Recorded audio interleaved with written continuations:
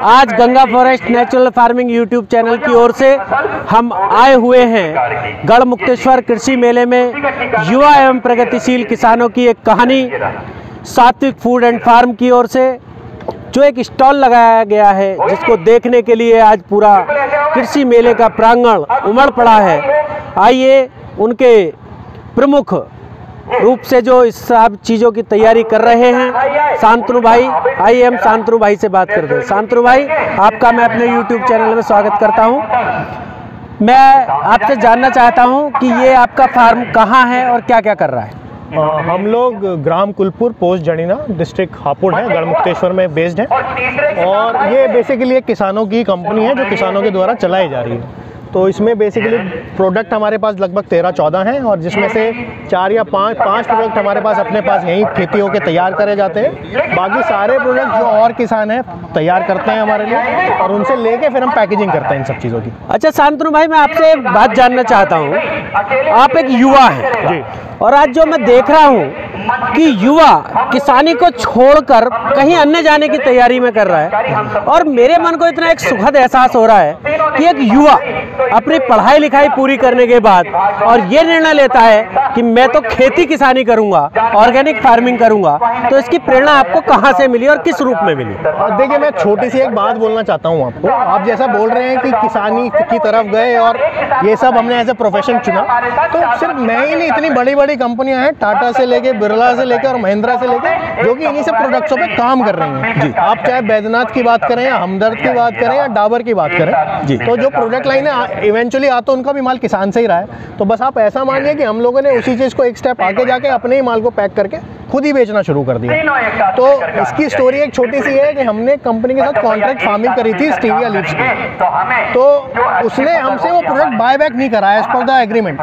तो उसके बाद हमने वो खुद बेचना शुरू करा और जब हमें बायर मिलने लगे तो उसके बाद ये सारी प्रोडक्ट हमने, जब एक चीज़ बिकने लगी तो फिर 2 ऐड करी, फिर 3 ऐड करी, ऐसे होते होते और सारा ये सफर होते होते आज हमने कंपनी स्टार्ट कर ली। अब देखिए, मैं देखता हूँ ये शहद जी और इस पे लिखा है लीची हनी जी, तो इसके बारे में कुछ बताएंगे कि लीची हनी का क्या है? मैं बेसिकली, देखिए मैं आपको एक और बात कहता हूँ, ये लीची हनी रामनगर और देहरादून के बागों से निकलता है और वहाँ से प्रोसेस होता है। अब आप एक क्वेश्चन इसमें ये आ सकता है कि जो बड़ी बड़ी कंपनियां हैं, डाबर हो गई या कोई और कंपनी हो गई, वो ऐसे प्रोडक्ट क्यों नहीं लाती बाजार में? उसका एक रीज़न ये है, इनका जो प्रोडक्शन है वो बहुत लिमिटेड है।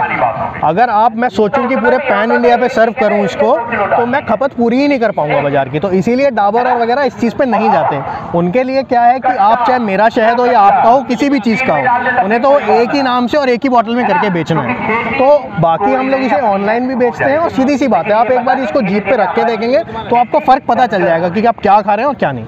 अच्छा शांतनु भाई, मैं आपसे जानने का ये प्रयास करता हूँ कि आपने एक धोखा खाया, बिल्कुल, और उस धोखे को आपने अपनी हताशा में न लेकर एक ऊर्जा के रूप में परिवर्तन कर दिया।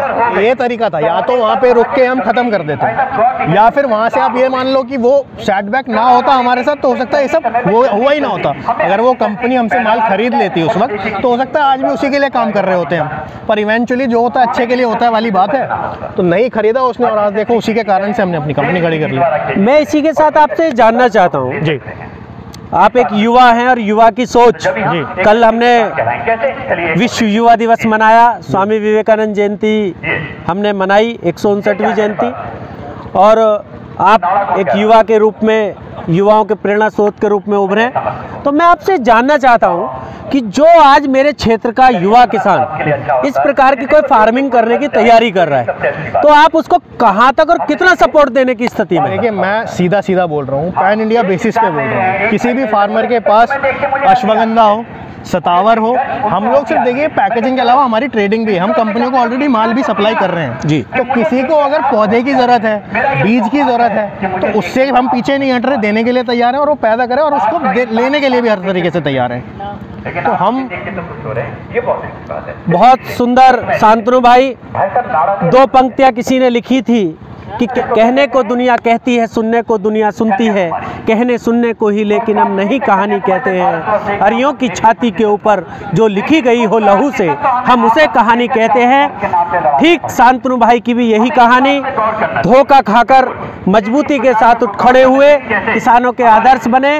और आपका ये कहना है कि क्षेत्र का जो भी किसान, युवा किसान हो या कोई भी किसान हो, जो नेचुरल फार्मिंग के उत्पाद, ऑर्गेनिक उत्पाद मेरे पास लेकर आएगा, मैं उसे बाजार से अधिक मूल्य देने के लिए उसे तैयार हूँ। उसकी चीज़ को मैं खराब नहीं जाने दूंगा। बहुत बहुत धन्यवाद शांतनु भाई। तो आप हमारे YouTube चैनल को सब्सक्राइब करना और लाइक करना, शेयर करना ना भूलें। बहुत बहुत धन्यवाद।